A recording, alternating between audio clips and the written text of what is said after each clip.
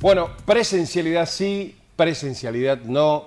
Lo concreto es que después de un tiempo, algunas escuelas primarias, otras secundarias, volverán a la presencialidad bajo el sistema de burbujas. Pero ahora, ¿cómo seguimos en el medio de todo esto? Porque hay que recordar que estamos en pandemia todavía. Por eso estamos en diálogo con Jorge Aliaga, físico del CONICET, y además es uno de los representantes de la Universidad Nacional de Hurlingham, quien sabe mucho de todo esto, viene investigando desde el inicio de la pandemia, no solo sobre la escuela, sino sobre los síntomas, sino sobre todas las causas, consecuencias que tiene este lamentable COVID. ¿Cómo le va? Muy buenas noches, señor Jorge Aliaga. Marcelo Rubiolo y Elsa Llosa lo saludan. ¿Qué tal? ¿Cómo les va? Buenas noches. Muy buenas noches, bienvenido. Bueno, gracias. Ahora que volvemos a las aulas, digamos, de manera secuencial, ¿qué tenemos que hacer? ¿Con qué no tenemos que cuidar? ¿Qué le podemos aconsejar a los padres y a los niños? Hay que tomar las mismas recomendaciones que se siguen en cualquier actividad que se haga en un lugar cerrado. Es decir, en general, en todos los casos, tenemos que tratar de mantener distancia, mínimamente 1,5 metros. A veces en el aula es difícil porque son ambientes que no son tan grandes. Obviamente se regula en todos lados la cantidad de chicos que van al mismo tiempo, justamente para tratar de que estén un poco más separados. Además, usar tapabocas, que el tapabocas esté en lo posible ajustado a la cara, de forma tal que no deje que escape el aire por adelante, por arriba, por la nariz, por los costados, es decir, que realmente el tapabocas funcione como filtro.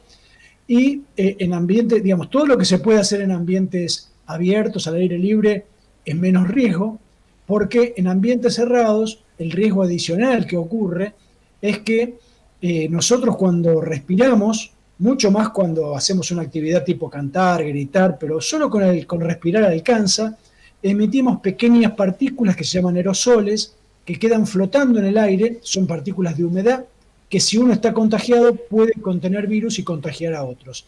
Y como en esta enfermedad la transmisión no depende de si uno se siente mal, es decir, a veces uno se siente perfectamente bien, no tiene ningún síntoma y está contagiando, entonces no podemos identificar a quién contagia. Entonces lo que tenemos que hacer es prevenir y tratar de no respirar el aire que ya respiró otra persona.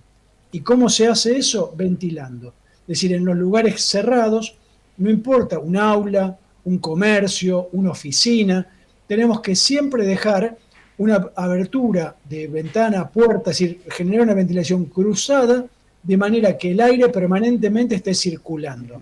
Si las condiciones climáticas no son buenas, uno puede abrir un poco la ventana, unos centímetros, por lo menos 10 centímetros, y ya con eso genera una cierta circulación. Esto mismo vale, por ejemplo, para los transportes. Tanto autos como camionetas, combis, micros. Es decir, uno tiene que tener cierta ventilación para que el aire circule.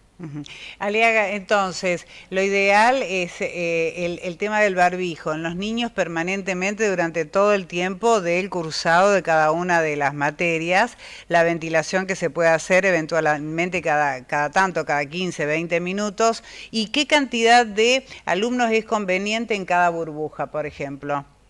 Le aclaro una cosa, la ventilación es mejor que sea permanente, es decir, es mejor abrir un poco todo el tiempo que no abrir completamente cada tanto, porque si nosotros abrimos cada tanto, dejamos que el aire respirado se acumule en el ambiente, y eso es peligroso.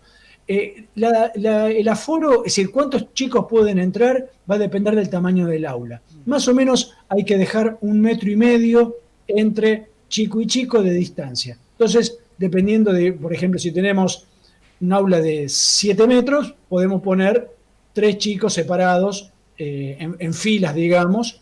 Esa sería la distancia prudente para una situación como esta de coronavirus. Señor Jorge Aliaga, eso es justamente dentro de las escuelas. Y hay un tema que lo planteaba hasta el propio presidente, nuestras autoridades provinciales, y dice, ¿qué hacemos afuera de las escuelas? ¿Qué podemos sugerirle a los padres? Porque cotidianamente vemos que los horarios son los mismos, quizás haya que articular mejor entre escuelas o articular las salidas por grados, por cursos, porque nos encontramos con que adentro de la escuela tomamos las medidas, pero resulta que hay padres, madres, muchos, que están esperando todos juntos afuera la salida de los chicos para buscarlos. Bueno, evidentemente no es que uno se contagie por el lugar donde está, sino por cómo hace las cosas. Claro. Es decir, si uno comparte, por ejemplo, una bebida, un mate, eso es extremadamente peligroso. Entonces no tiene ningún sentido estar medio día con tapabocas y después estar un rato a medio metro hablando como si nada.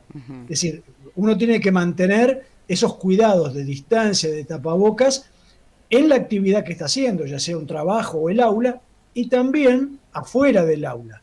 Si van a hacer, los chicos se van a juntar, es difícil porque a veces los chicos están más contenidos dentro del aula con la maestra y cuando salen al parque, por ejemplo, se pierde todo tipo de cuidados. Entonces ahí hay que tener más precaución justamente porque, bueno, se pueden contagiar en cualquier momento, pueden contagiar viajando, por ejemplo, en camino hacia el mismo establecimiento, digamos, hacia la misma escuela, claro. Pueden ir juntos en un mismo transporte charlando a medio metro y eso es peligroso. Entonces hay que mantener las mismas precauciones en todo momento. En base a toda la información que usted maneja de los casos, la situación de la pandemia, la situación de casos que se están dando diariamente en la República Argentina, ¿usted sostiene que con esta cantidad de precauciones que cada uno de los docentes puede tomar, que los padres inclusive le podemos ir indicando a los chicos que ya lo han asimilado de una manera increíble, esto va a poder prolongar esta presencialidad que además tanto necesitan los alumnos? A ver, está claro que no es que uno decida una determinada acción en el medio de la pandemia porque no tiene riesgo. Se está decidiendo porque a pesar de tener riesgo, no hacerla también tiene sus perjuicios. Entonces, digo, es un equilibrio que uno trata de buscar. Por ejemplo, pasa lo mismo con las actividades económicas. No es que las actividades económicas no tengan riesgo, es que también suspender las actividades económicas genera un montón de consecuencias. Entonces, hay un fino equilibrio y bueno, un poco lo que se ha decidido a nivel nacional para ponderar hasta dónde o no es este número de la incidencia, es decir, la suma de casos ocurridos en los últimos 14 días cada 100.000 habitantes. Es decir, esto es independiente de si la ciudad es muy grande, es muy chica, porque se divide por la población. Y esto lo que nos da una idea es de si yo tengo un grupo de, por ejemplo, 100 personas, ¿cuán probable es que haya una persona ahí contagiando? Si yo tengo, por ejemplo, una incidencia cercana a 1.000, que es lo que pasa, por ejemplo, o lo que pasaba en la ciudad de Buenos Aires, en el Gran Buenos Aires, entonces, aún con un grupo chico de 30 a 40 personas, ya es probable que haya una persona contagiando, claro. Y ahí cualquier actividad es riesgosa. Por eso lo que se trata es de generar algún tipo de cierre para bajar la incidencia, bajar un poco el riesgo y ahí sí retomar las actividades rápidamente con un poco menos de riesgo. Más que clarito, señor Jorge Aliaga. Tenemos una información de que usted desarrolló un protocolo de medición que se está aplicando en la Universidad de Hurlingham y que es un medidor, un sensor de oxígeno que además se puede fabricar, según me dicen, con algunos elementos que se pueden adquirir hasta por internet o en algunos negocios cercanos. ¿Puede ser? Sí, en realidad no es un medidor de oxígeno, sino de dióxido de carbono. Dióxido de carbono es el gas que nosotros oímos hablar mucho por el efecto invernadero, el cambio climático, por la acumulación de la actividad humana que está levantando la temperatura del planeta. Bueno, ¿por qué se va acumulando en la Tierra el dióxido de carbono? En particular porque todos los seres vivos, lo que hacemos para vivir es convertimos parte del oxígeno del aire en dióxido de carbono. Entonces, en esta situación de epidemia, como lo que nosotros tenemos que tratar de evitar es estar respirando el aire que respiró otro, podemos usar la medición de dióxido de carbono como una indicación de si el aire que estamos respirando ya fue respirado o si es un aire fresco. Cuanto más parecido sea el nivel de dióxido de carbono al nivel que hay al aire libre, menos riesgo de estar respirando aire de otro y menos riesgo de contagiarse. Entonces sí, efectivamente, yo busqué cómo se podía armar esto en Internet, desarrollé un prototipo, con la Universidad Nacional de Hurlingham fabricó estos equipos y los entregó por convenio en distintos municipios. De hecho, también comenté en la provincia de Buenos Aires. El viernes pasado, el gobernador de la provincia de Buenos Aires anunció que la provincia ha comprado 33.000 medidores de dióxido de carbono para las escuelas de la provincia, las escuelas públicas. Así que esto es una cosa que se usa mucho, en particular, primero porque genera una cierta tranquilidad. Uno puede hacer visible algo que si no es invisible, que es el aire respirado. Eso es un primer punto. Segundo punto es que en lugares como, en particular ahora, el Gran Buenos Aires, la Ciudad de Buenos Aires, donde hace frío, abrir de gusto por las dudas también es costoso porque los chicos pasan frío. Claro. Entonces, con esto uno puede regular, a lo mejor abrir solo 5 o 10 centímetros la ventana, y con eso solo ya genera una suficiente ventilación como para no tener riesgo. Uno mide el dióxido de carbono, si el nivel de dióxido de carbono no supera las 800 partes por millón, afuera hay 400, eso es una situación segura y uno puede estar lo más bien. Más que claro, Jorge Aliaga. Y para saber todo esto, o para comunicarse con usted, o gente que está mirando, nos está mirando en todo el nordeste argentino, ¿cómo tiene que hacer para contactarse, para poder adquirir estos equipamientos? Bueno, seguramente habrá información en internet, pero para contactarse personalmente con usted, ¿cómo debe hacer? Sí. O con la universidad. Yo en particular no comercializo, justamente yo puse público para que la escuela que quiera pueda tomar las directivas. Muy bien. Mi página web tiene todas las instrucciones, jorgealiaga.com.ar, pero además hay una campaña nacional que se llama Campaña Ventilar del Ministerio de Ciencia. Si ponen en internet Campaña Ventilar, van a ir a la página web del Ministerio de Ciencia y Tecnología de la Nación, y ahí hay un listado de empresas que venden equipos. Para los que quieran comprar, para los que quieran fabricar, están las instrucciones a disposición libres. Perfecto, perfecto.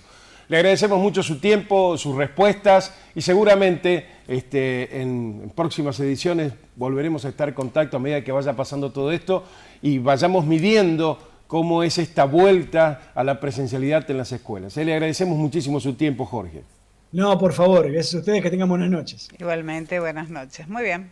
Bueno, una clase muy didáctica del investigador físico del CONICET, integrante de la Universidad de Hurlingham, sobre la presencialidad y sobre la ventilación en las escuelas. Es clave. Básicamente. Es clave. Básicamente.